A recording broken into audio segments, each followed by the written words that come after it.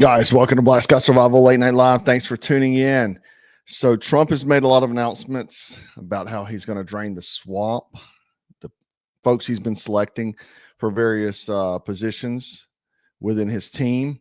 Now, one thing I absolutely love that I saw is that Trump draft executive order would create a board to purge generals. So this is going to be an executive order that establishes a quote unquote warrior board of retired senior military personnel with power to review 3- and 4-star officers and to recommend removal of any deemed unfit for leadership. So we're talking generals and admirals and the such, people like Miley. We saw that the military is infested with corrupt generals. And if you've been in the military, if you've had any kind of knowledge about the path to becoming a field grade officer, even up to general admiral, is highly political. I've heard very dark stories. There's one former Marine officer's wife that did an interview many years ago talking about some of the famous generals in the Marine Corps about the absolute disgusting things that they would do. Is it true? Who knows? But the fact of the matter is during my days, I heard of horrible things and the political connections involved with even attaining such a rank. So it would not surprise me. We've seen in the current, like with the military withdrawal from Afghanistan, we've seen these people in the Joint Chiefs of Staff very weak, these people pushing DEI initiatives, destroying our military. So it makes sense. I do like the ideas that Trump has about putting review boards over various different things, because there has to be someone to hold someone accountable, because these folks in the swamp have too much power. Another thing is that he has created a new Department of Government Efficiency, Dogecoin, however you say it. But this would be Elon Musk and Vivek Ramaswamy. They will head this government efficiency, and they will slash excess regulations and cut wasteful expenditures. You can read it here, the various things he talks about. And we've seen just horrible government spending. I mean, they're doing research on why trans people are overweight and such, billions of dollars on that kind of stuff, and just the various initiatives that the government has taken in our lifetime, wasteful spending. You look here, Elon Musk posted this today. He said all actions of the Department of Government Efficiency will be posted online for maximum transparency, which I like, because a lot of times you don't see it. You see these bills that come into Congress and get shot down, and they're partnered or married up with some other initiative. Like the Democrats tried to do something for quote unquote veterans. However, it was full of other nonsense that had nothing to do with veterans. And then they went on to say that Republicans were anti-veteran, because that's what they do. They partner these other government spending in so they can get kickbacks. You look at the border bill, where Ukraine was getting more money than our southern border. Israel was getting more money than our southern border, and Taiwan was as well. So he says, anytime the public thinks we are cutting something important or not cutting something wasteful, just let us know. We will also have a leaderboard for most insanely dumb spending of your tax dollars. This will be both extremely tragic and extremely entertaining. Now, what I like about this and the Elon Musk spin is that Elon seems to be a very transparent guy, and he is against waste. He's a very efficient guy. You can like him or not, but he is efficient. He's a successful man. He obviously knows what he's doing. And Vivek is a very intelligent guy as well. So having these guys running something like this, and most importantly, being transparent to the American people, because the government has been operating in the shadows for decades and getting away with things behind closed doors that we never know about, or whenever we do talk about it, they call us conspiracy theorists. You look at the links of various pharmaceutical companies with donations to certain politicians is why they push certain things, right? You've seen, just for example, Surefire Flashlight, who was giving money to Democrats because they wanted some type of a government bill. and these Democrats were anti-gun legislators. So having things in the open instead of having to research things, I do like the idea, the concept of it.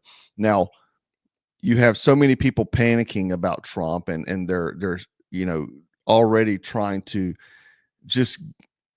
they're trying to push these crazy points like this. The root: can slavery come back under Trump's presidency? One popular expert's answer will blow your mind. Slavery is not coming back. That's absolutely crazy. But the fact of the matter is dumb people will read this and they'll say, "Oh, Trump's going to make people slaves." And this is the thing. If you look at any type of legacy media, mainstream media, what they try to do is they try to reach to the dumbest people in America. And you look at around at who that is. You look at freaking a lot of upper middle class white women, it turns out to be. And if you're one of those ladies and you're not woke, you're awake, don't be offended, you're not part of that group. However, by and large, those are the people I've been seeing shaving their heads on TikTok lately. They're losing their freaking nugget over this stuff. So let's get to the real business, though. The Pentagon has been holding secret meetings behind Trump's back. Check it out. To wield U.S. military power here at home? Is he going to make good on his previous pledges to potentially deploy active duty U.S. troops to American cities to engage in domestic law enforcement and to help with his mass deportation plan? That is something that officials here have been discussing in terms of how they would actually respond to that. What would a response look like if the president were to actually order active duty troops to these cities to engage in this kind of domestic law enforcement? And if he did, a former senior military official who served under Trump said that that would be very significant. It is not something that the president would be able to necessarily water down to the American people. It would be, quote, a very big deal. And another thing that officials here are gaming out is, of course, what is going to happen if Donald Trump reinstates an executive order known as Schedule F, which would essentially reclassify a large amount of apolitical civilian employees across the federal government, including here at the Pentagon, and allow them to be more easily fireable. That is something that defense officials here are scrambling to address before he enters office, trying to kind of whittle down the list of people who would be at risk of being moved into that category, because of course they're trying to create, as minimal of a disruption as possible to the day-to-day operations here. But clearly they are concerned. They're having these conversations about whether there would be resignations, for example, if an unlawful order were issued, and importantly, what the chain of command would look like if Trump did issue that kind of order to deploy those active duty. Dang, man. Sorry, I just got an email from YouTube. They removed one of my videos for misinformation. Man, you guys are really still doing this? This is from last week. This is incredible. Wow. They're still doing that. It's going to get harder. I've been saying that the times now are going to get worse. They're going to try to annihilate people that speak the truth prior to. But anyway, the Pentagon, as you heard, have been holding secret meetings behind Trump. These are the scenarios the Pentagon is gaming out once President Trump takes office. Issues orders to deploy active duty troops domestically and fire large swaths of apolitical staffers. Apolitical. Okay. These guys are not apolitical, number one. But this goes back to the warrior board that I talked about in the beginning of the video, where he is going to he's going to set up a board to review and remove certain people, right? So that's not something they want, obviously, because these people are deeply embedded. They have a lot of control, a lot of power. Military officials reportedly discussed how to handle illegal orders from Trump as it happened. So they're already trying to set up where they can protect themselves, because he plans to remove a lot of these peoples. And he's saying, obviously issuing orders for active duty troops domestically, what they're talking about there is martial law, which is not going to happen. And obviously he will clean house with this new warrior board. And that's what we want to see. Today he placed Pete Hegseth as the Secretary of Defense, and that has made a lot of people upset, including Elizabeth Warren. She says, a Fox and Friends, because if you don't know, he's a co-host on Fox and Friends. A Fox and Friends weekend co-host is not qualified to be the Secretary of Defense. I lead the senior Senate military personnel panel. All three of my brothers served in uniform. I respect everyone's of our service members. Donald Trump's pick will make us less safe and must be rejected. Was Elizabeth Warren in the military? And she's questioning a guy who spent 20 years. He was a major. He also went to Princeton and Yale, what I believe. Princeton and Yale, or Princeton and Harvard, one of the two. And he spent time deployed. He is a 20-year veteran. And the thing is that whenever you're draining the swamp or removing people that are controlled, you need to get in fresh blood. And getting someone in who has spent their time serving in the military, I think, is no better place, right? If we're going to go by Elizabeth Warren's scenario, then that means that anyone who didn't serve as a high-ranking member of the military should never be in control of anything. We have J.D. Vance, who was a corporal in the Marine Corps. He did 4 years. And should he not be vice president because he was not a general? This is where, the forefathers did not see things this way. They wanted to be the common man who would fill these positions within the government, not career politicians who spend a lifetime of corralling and plotting and their networks. Let me scratch your back, I'll scratch your, you scratch mine, I'll scratch yours. This type of thing. That's not what they wanted. He's going to clean house of this warrior board, and they're terrified over it. And with Pete, what we're going to see is we're going to see DEI initiatives, DIE. That's what we're going to see, because that has made our country weak. We've seen various people in the military focus on DEI initiatives over combat readiness, and that makes us weak as a country. But again, this is what I've said all along. Like my video just getting removed has no reason. Misinformation. Are we still even using that word? Like, it's called freedom of speech. Like, let's say someone says something that it may be their opinion. Does that mean it's misinformation? No, that's not the case. It's freedom of speech. And I've said all along, we have to make it to inauguration. We have one of the top Trump guys here, advisor, says it's not over until inauguration day. And why he says that is because, and this is a direct quote from him, he says it's not over until he puts his hand on the Bible and takes the oath. It's not over until then. It's not over on election day. It's over on inauguration day, because I wouldn't put anything past anybody. And that's what I'm saying. I don't put anything past anybody at this point. They are terrified. We had the Pentagon meeting in private saying how we can defy orders from the President of the United States. This is terrifying time, guys. This is terrifying time. And people have already taken their freaking hands off the wheel. They're like, oh, Trump's elected. We're done. Hang our swords back up. We're done, guys. Everything's good. Let's go watch NASCAR. That's where people are at.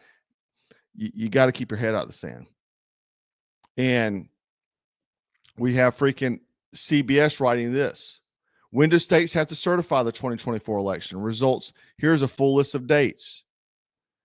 And it goes on there. It says the numbers shared on an election night and days that follow are not yet certified. That certification process can take days or weeks depending on the state.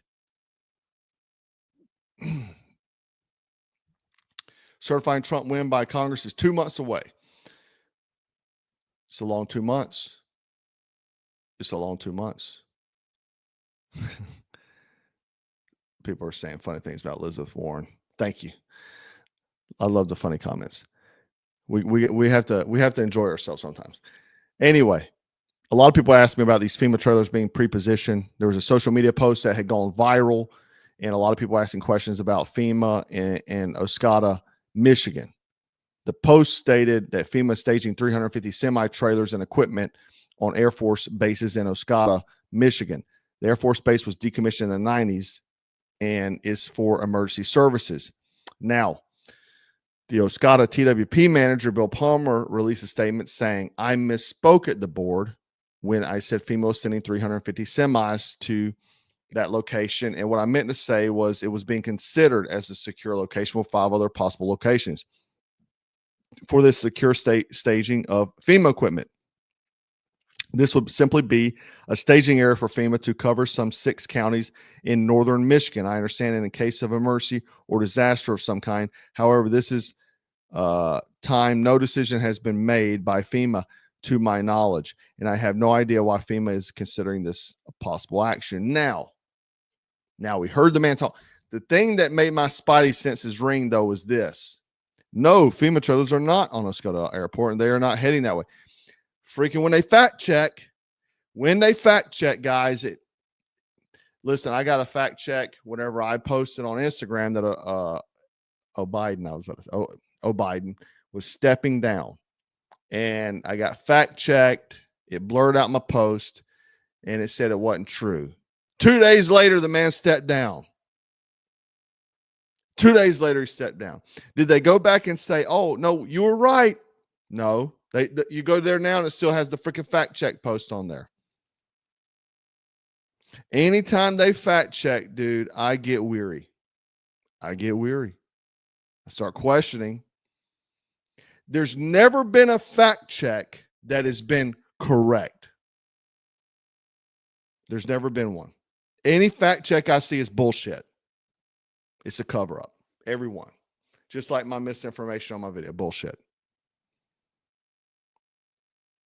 So, are they there yet? No, probably not. The trailers aren't there yet. Are they going to be there? Don't know. They might take them to another location. But the fact of the freaking matters is they're setting up for something. That's the big deal. I'm not worried about anything else. I'm worried about the fact is we're pre-positioning freaking trailers places. 350 of them. Go look and see. Every fact check is bullshit. Every one of them. I'm thinking about the freaking hokey pokey ones. Man, look at where we are now. Hopefully this Trump team can handle that stuff too. I'm so tired of I'm tired of it. I'm tired of the free speech attack. Like, and for nonsense. So what they do is that like this prick that I just mentioned, he says, well, they're thinking about it and we may put them there. It's not true. So is it not true completely, or you're just trying to skirt around it? And that's how it always is. How long did it take them to come out and say, you know what? Trump didn't say good people were on both sides. He said there were some good people. You get what I'm saying? Man, I'm so tired of this. I'm tired of this nonsense. Blue Dragon gifted 20 memberships. Awesome, brother. Blue Dragon here. Appreciate you, man. Bordazar's zero tolerance. Yeah. Actually, that guy, he was he was doing raids. He worked under Obama, if you didn't know, and he was having raids like their tactical teams, ICE tactical teams, hitting places and shipping people out. If people don't know, Obama, dude, was hitting places with ICE teams and deporting them. He was the biggest deporter of all time. Michael Newman, they can't let him get in office, dude. There's people there over the last good 20 years that have committed treason. Yeah, of course, Mike. I agree with you, man. I agree, because it is why they are, you know, I mean, they're shaking. They're shaking. I don't trust them. I don't trust them. My brother over there, John Willis, Special Operations Equipment, my homeboy, go check him out over there. It's not time to test. Keep prepping, grow your business, get more fit. Absolutely. And that's the single most message I think everybody needs to hear. It is not time to just relax. There's never a time to relax. Getting fit, growing your value, all these sort of things, man, and being prepared for the absolute worst. And a lot of people, and it's good to, you know, role play scenarios like in your mind and think, if EMP happens, these sort of things happen. A lot of people get super focused on one type of event, and that's where you fail. You need to have multiple plans. There was a company that sent me a book the other day called MAD, and they make this like notebook. And hell, maybe they're watching now. And if you are watching, post your stuff up. But I've dug into it a little bit. But it's the company's called MAD, and it's got a notebook, essentially like a planning preparedness book. So in the event that various different situations could happen, what you would do and you plan out kind of like a turnover binder, if you will. In the event if something bad happens, you already have a playbook, and you have your PACE plans in there, primary, alternate, contingency, and emergency plans. And I think a lot of people get so focused on one thing, and they, like EMP, for example, or NBC. You got to plan for all of them, because you don't know what card they're going to pull out of the deck. You get what I'm saying? So plan for all of them and get prepared. And obviously, I've got a lot of links down there for various equipment, antibiotics, gas mask. We sell a lot of gear. John Willis sells a lot of gear at SOE. A lot of my buddies, Market Centerline, various people all over that I hang out with sell a lot of gear. And it's just good to be prepared, guys. I live this lifestyle. This was not a company that I created because I'm like, I want to get rich. Because if that was the case, I'd have damn sure started something else. But it's because I got a passion for it. I do believe things are going to get worse before they get worse. Like, we may have slowed the trajectory some, is how I feel, but I don't think we're ever going to get back to where everything's okay. I just don't foresee that. Someone says, professional lawyer says, Trump is the embodiment of I'm your huckleberry. That's right.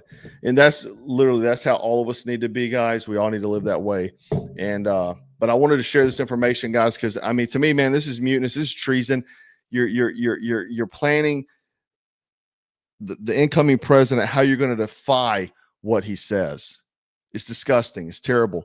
And it's the main reason we have to drain the swamp. It's the main freaking reason. Anyway, guys, I appreciate you hanging out with me. Make sure you like, share, subscribe, leave a comment, and stay frosty, stay strapped, and always stay dangerous. Take care. 2, 3. 4, 2.